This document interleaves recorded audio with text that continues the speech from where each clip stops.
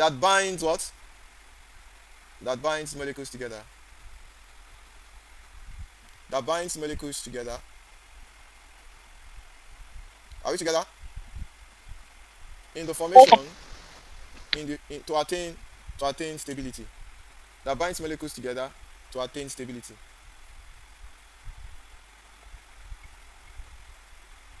So, what is the implication of this?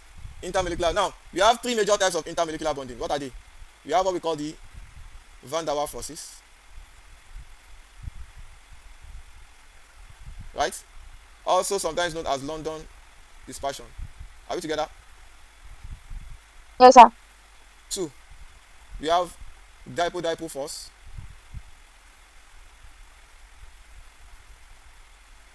Then three, we have hydrogen bonding.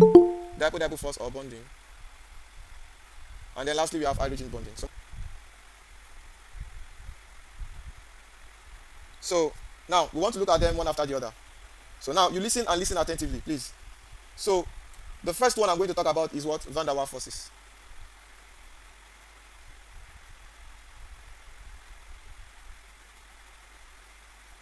So van der Waals forces is the weakest intermolecular force. The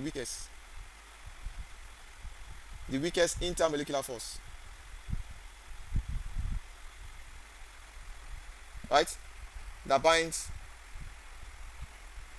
non-polar covalent compounds. Non-polar covalent what? Compounds. Are you listening, please?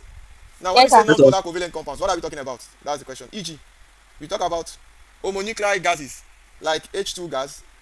Now, in this case, now they are molecules, not atoms.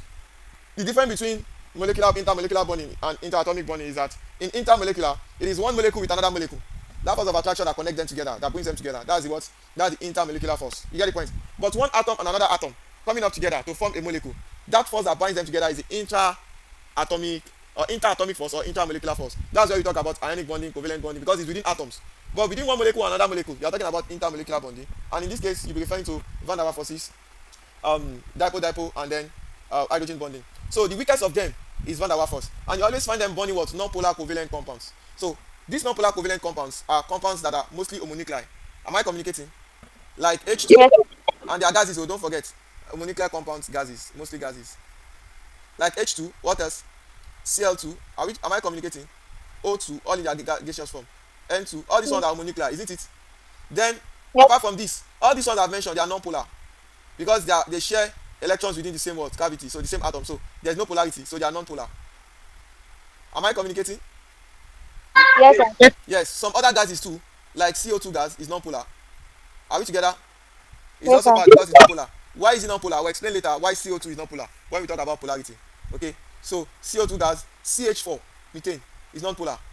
Am I talking? All other Yes, sir. hydrocarbons like C2, hydrocarbons generally that are gases, they are non-polar. C2H6, that's ethane, non-polar. All these are non-polar. So they are going to undergo what? The force of attraction that binds them together is what? Van der Waals forces. Then we also talk about stuff like substances that can sublime easily. Compounds are sublime. Compounds are what? Sublime. So we all know what sublimation is.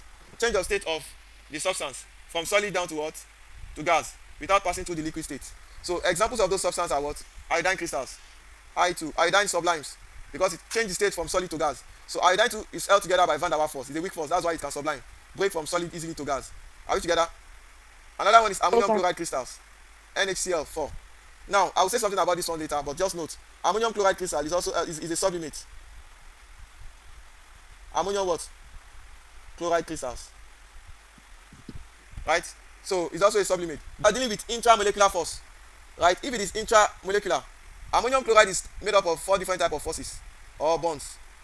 Because ammonium chloride has NH4 plus binding with what? Cl minus. Am I communicating?